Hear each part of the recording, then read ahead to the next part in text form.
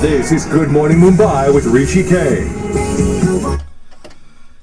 One of my favorite people in studio, Ronit Roy. Hi, bro. Good to see you. Hi, Hrishi. Damn good to see you too. Yeah, it's been a while.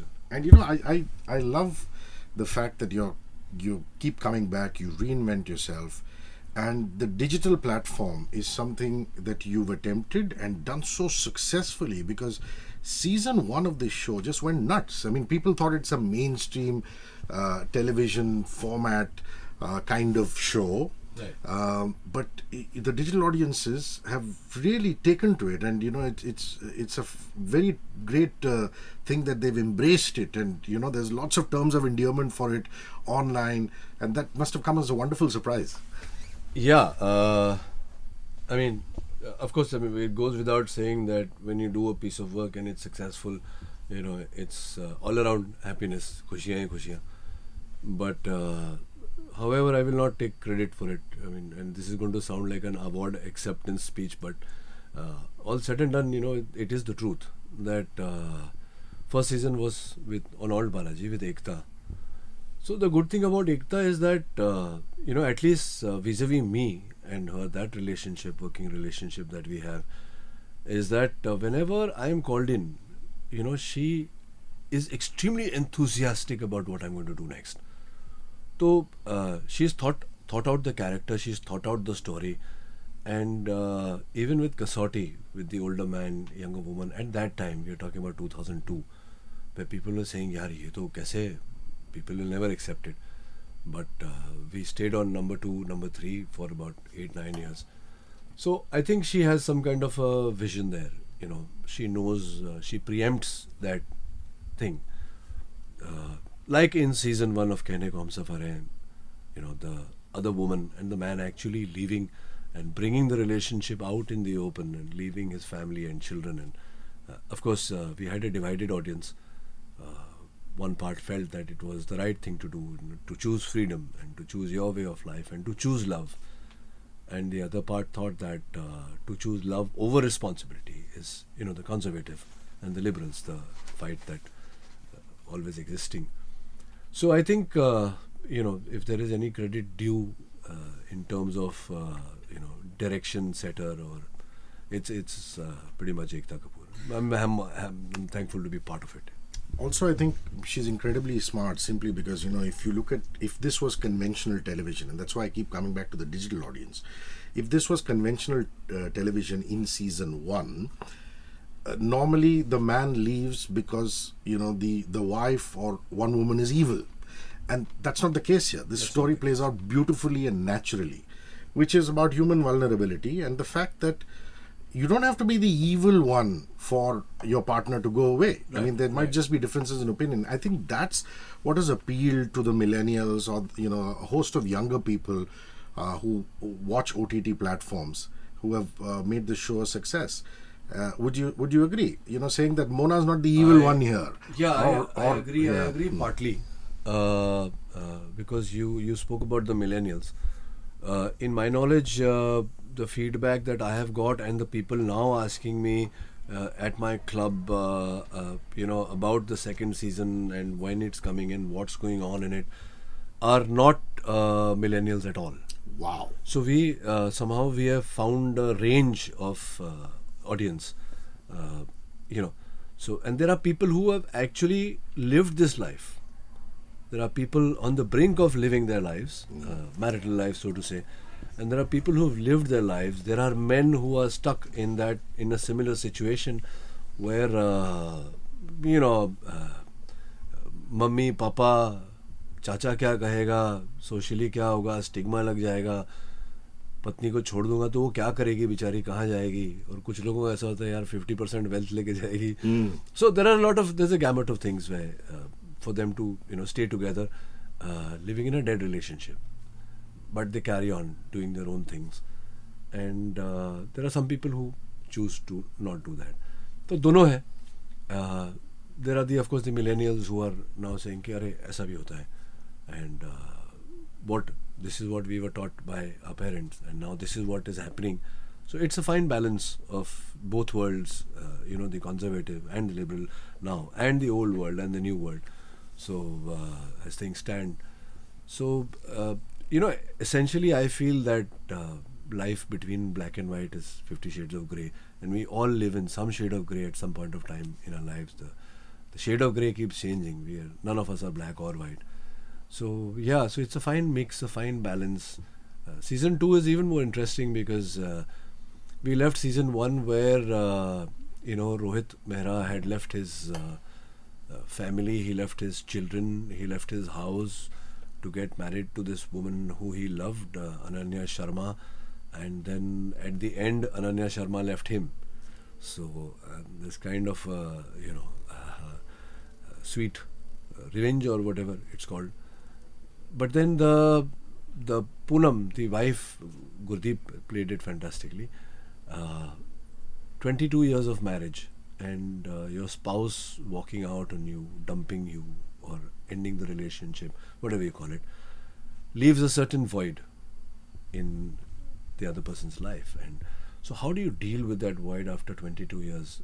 22 years is a time where a certain comfort factor steps in, certain taken for granted, I quote, that factor ki chalo yaar aisa hi hai.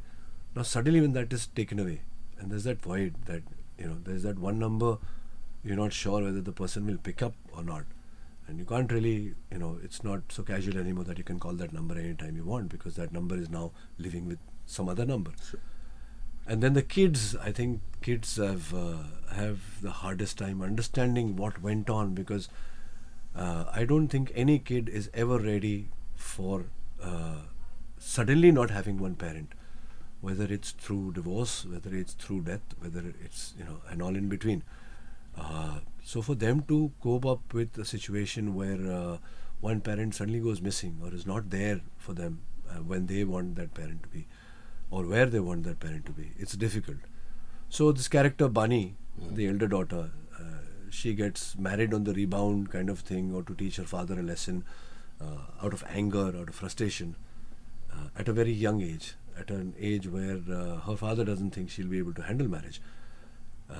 And then the younger kid who is just coming into her, the 16, 17 kind of area, and she has nobody to now hold her hand.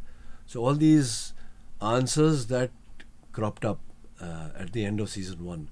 Season 2 is pretty much looks at where these lives are now going, how they are dealing with the void or with the absence of that person who you left your family for, or in case of Ananya Sharma, that wanting to get married but suddenly getting into marriage and realizing that marriage is not so pleasing as it looked, that having your man under the same roof is not the same thing as meeting him for 3 hours every day, and there's a certain set of responsibilities that come with it, and it takes a toll on your work, and you can't follow your career anymore.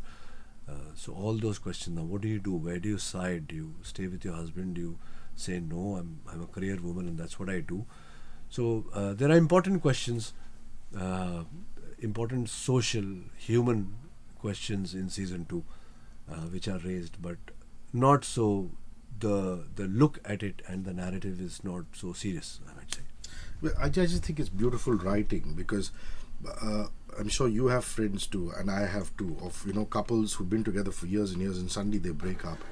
And I've always felt that the kids suffer the most, because as adults you somehow manage to get the strings of your life together and you continue. Do you? In a way you don't. But the ones that suffer the most are the kids, because there's the certain vulnerability, it affects your life and things like that. And if that is being shown in such a wonderfully sensitive way in the show, hats off. Also, in modern relationships, what has happened is that, our parents' generation, irrespective of what happened, you stayed. I mean, that was the way it was. The modern man now finds himself in a situation saying, oh, I'm attracted to somebody who is a career woman, and then somewhere along the line he realizes, oh my God, but the homemaker was as much an ambitious lady to see that she wanted her family to go ahead. Right. And, life becomes a bit of a compartment. It does, yes. It does. Yes. And then neither is perfect, because life is not meant to be perfect. Life is not meant to be perfect. And modern men are going through that a lot. And the problem is, in the past, our fathers and our grandfathers would just shut it out, saying, sochne ka nahi bhai, let's just do correct. it. Do you think modern men are now giving in to temptation a lot more? I mean, has that changed? Are taking steps as opposed to our fathers and grandfathers who said, nahi, let's not do it, I would not generalize it, but in a way you're right, because that one word that keeps cropping up all the time, everywhere I go now, is intolerance. पहले छोटा मोटा होता था ना, कभी 1 or 2 cases of road rage या अपनी बीवी पे चिल्ला लिया या बच्चों, but now purely because I think the pressures of urban living. Earlier you had work pressure and बच्चों का फीस देना है, और बच्चा बीमार हो गया, it is to be not a very, ठीक है डॉक्टर दिखाएंगे ठीक हो जाएगा, but now there's that peer pressure never ends, the race at work never ends, and even at home there is a you love your wife loves you, you love your children love you, but there is a pressure to be that father, the textbook father. I think now this is an extremely personal opinion. I'm not being judgmental on anybody. I'm just saying that today is Valentine's Day, hence I say that the meaning of love is, I sent my wife a text this morning. I did not wish her happy Valentine's Day. I just told her that I love you every second that I live with you. How sweet. That's because love is not just that bunch of 20-30 roses, or a diamond set, or a diamond ring, or a Hermes bag. Love is about caring. Love is about understanding the space that your spouse or your mother or your brother, sibling, children, where they are, and understanding that space, and understanding that it is not your space, it is their space, and you have to mold yourself in that space and become one with them and support them as long as what they're doing is right. It's about the belief system one has. You cannot enforce your belief system on the second person, and vice versa. You cannot have somebody else's belief system enforced on you. Hence जो आजकल जो बातें चल रही है millennials की, where parents are told, because most parents don't know and have not evolved enough to understand the concept कि भैया, our children are not going to be what I want them to be. They are going to follow their calling. So that's the way the world is going, because we are educating them in that fashion with the IB schools and everything. So I think love is that, and if love is that, if love is caring, sharing, understanding, supporting, then somehow I feel that if the intolerance is left aside, and I think there is a way to be found out of a relationship, unless the two people are really not compatible. Then then those issues are separate. Two wonderful actresses you're surrounded by. For the longest time, I miss seeing Gurdeep, and here she is back in your show. And is there anything that Mona can't do? I remember your brother inviting me for Yes. a play of his. Yes. She just, they were so Unfaithful good. Yeah, I went to Andrews and I was stunned. And I remember going backstage and meeting Rohit and Mona and giving Mona a big hug and saying, "My God, what is this you're doing?" So just, and also because all of you have been in the business so long now, the 2 decades of work, it's just so effortless to see you guys on screen. Thank you. And so talk me through these 2 wonderful ladies you're surrounded by. So Gurdeep, of course, has done a lot of television, and when she did season 1, I was like, अच्छा ठीक है यार, गुरदीप कुली पुंज है, so it's okay, I guess. And when she did that scene with me, I was actually taken aback, because not having worked for so long and coming into a web show, she was surprisingly sharp and all there. So I was quite taken aback, and then when I saw her work in the show, I kind of really liked it. Mona, on the other hand, has played the good wife, so I don't like using these 2 words together, the other woman. I'd rather give it girlfriend, fiance, whatever, or lover. So the other woman sounds very crassy to me.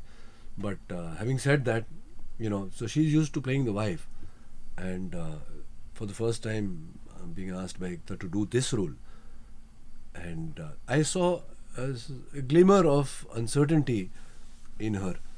But then that is Mona Singh for you, and when she's on, and then when I saw the season, the credibility and the honesty and the respectability that she brought to the character, that you've fallen in love with a man, and then you get to know that he's married.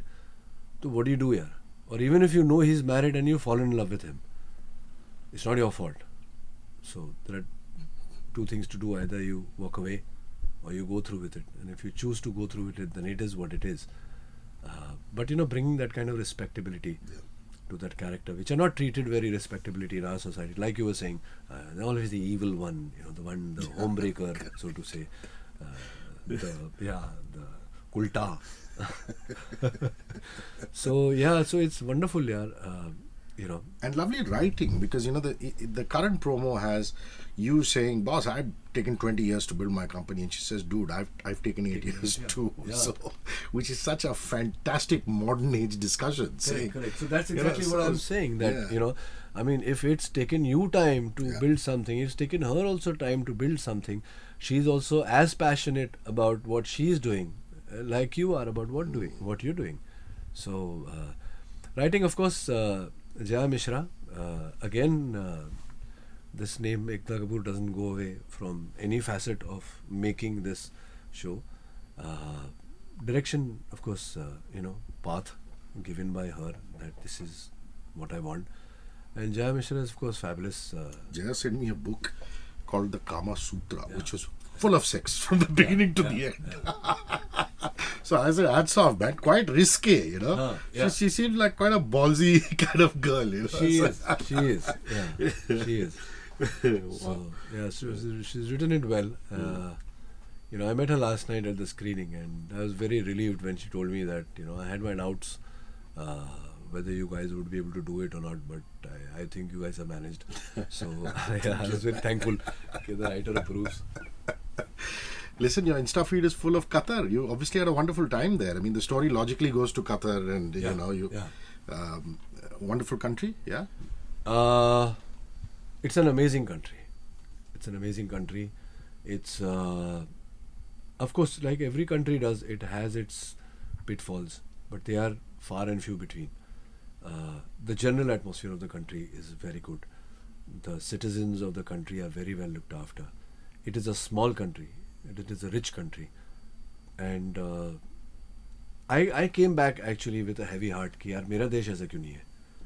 So they have a rule where it's a very natural gas, more than petroleum. It's a natural gas rich country. It has highest reserves of natural gas in the world.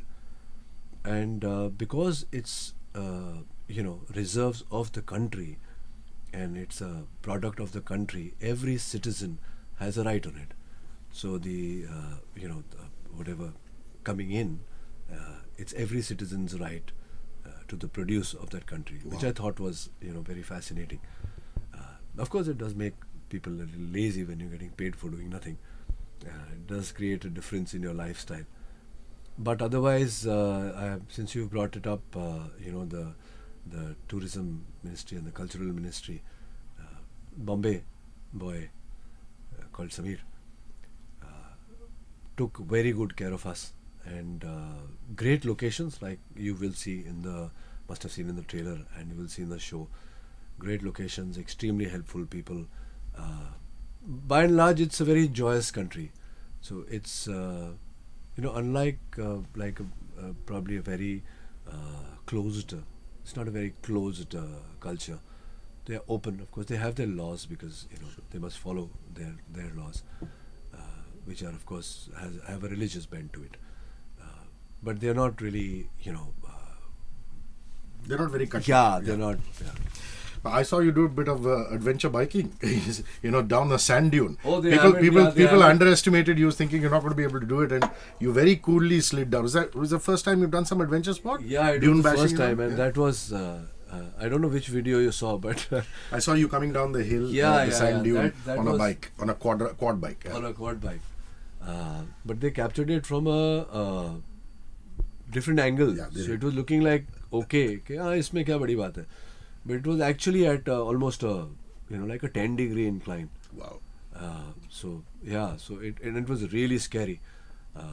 We had a cameraman in place, but I thought he was rolling. It was very noisy. So by the time and the noise of my scooter, and I thought he was rolling, but by the time I reached down, I figured out that he was not rolling. So we didn't get that shot. So hence it's not in the show. Yeah, but it was great fun. Lovely.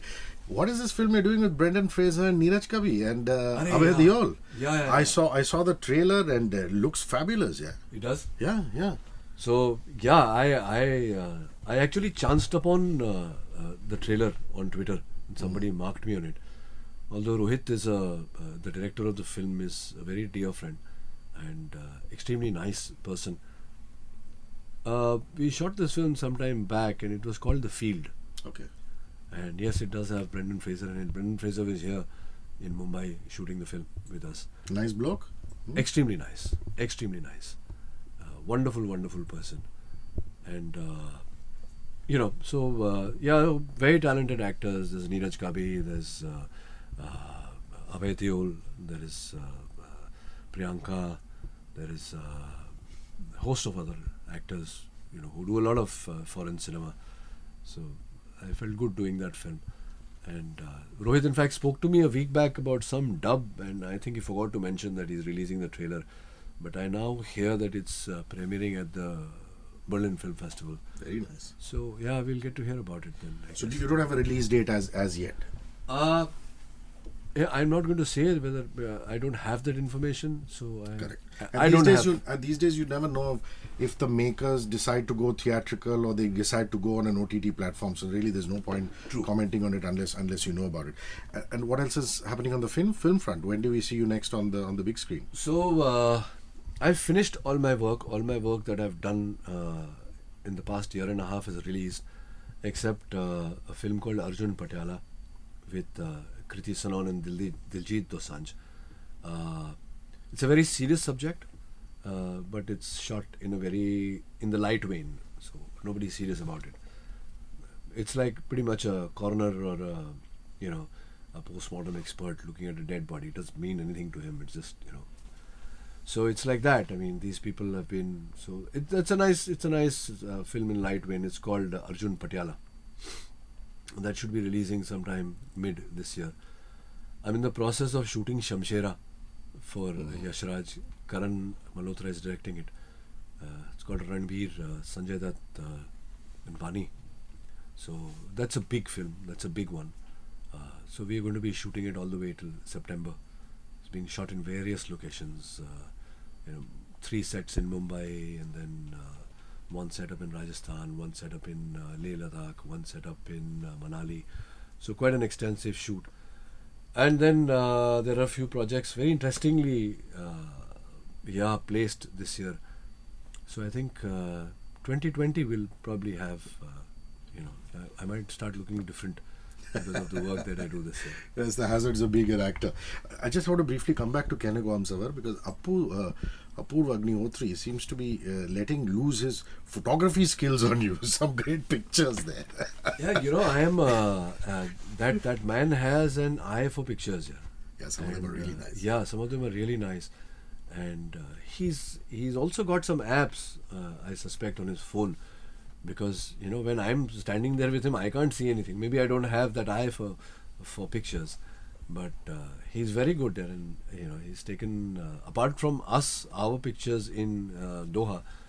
He's posted some very nice pictures, especially his black and whites. I'm quite in love with his pictures. Having said that, he's done a nice, very balanced, understated performance in the show. He's I feel we viewed 4 episodes. He's looking very good. Of course, he's a very good-looking boy. I love that interplay between the two of you, saying you like wives. I don't like wives, but other people's wives. Yeah, Great writing. He's done a great job. Now, the only time, the maximum time I spend with my brother socially is at a restaurant and eating. as you can see from my considerable size, I go to the gym very less, if at all. The Roy brothers seem to be bonding at the gym. So You manage to catch up at the gym at least once a week, once a month. How does that happen? no, so we go to the same gym, Yeah. and there are times. So work has been relaxed for me this month. So I've been going to the gym very often. So when I get time, then I like to spend that time. When I'm shooting, I have to cut corners. I have to leave, 1/3 out of my daily regimen. So unless I have that 1.5 hours. Now, since Rohit was also not working, we met up at the gym, and then we would have lunch in the cafe. So great catching up with him. You know how it is in the city. So whenever we have the time, we try and make the most of it. Yeah. Lovely, lovely. Okay, last few questions before we wrap. We have a show called Run with Radio 1. We're trying to promote fitness through runnings. Are you a cardio person at all, or do you only do weights? And how much do you run? Are you an outdoor running person, on the treadmill running person? What's your scene? I have seen half of Europe running.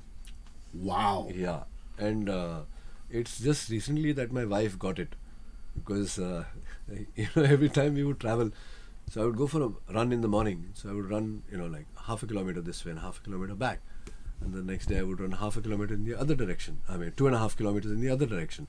So I get to see 2.5 kilometers in all 4 directions. And then she would say, I want to go to that store. So I would tell her, हाँ यहीं पे है, यहाँ से सीधा जाके आगे से right लेके, once you go around that roundabout, we'll come to the. So it's like like 500 meters. Let's walk. And she would say, how do you know all this? Have you been here before? And then she realized, oh, so you run, so you know all these. So this is what Prague, Amsterdam, London. Yeah. All these places. And it's just fun running. I remember I started running, and the first city that I ever ran in was Venice, and little difficult to run because of the cobblestones. Correct, and there's a lot of ups and downs, especially the bridges that go Which over is the The cobblestones kind of make it slightly shiftier. But yeah, it's great fun. I think running is what is it called? Run with Radio 1. Oh, Run with Radio 1. So yeah, I think it's a great initiative. Running is a great sport.